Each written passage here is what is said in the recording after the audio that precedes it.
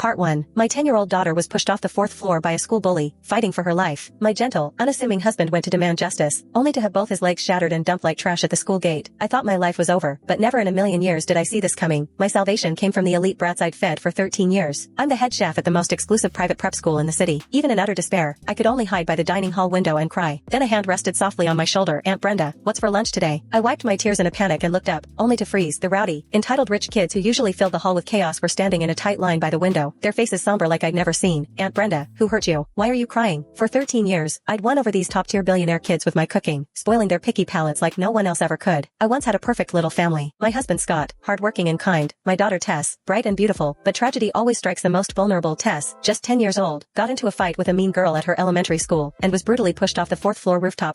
My sweet husband went to get answers, but he never even got to talk to anyone. Instead, he was thrown from a black SUV, his legs shattered into a million pieces. Despair swallowed me whole, but life had to go on.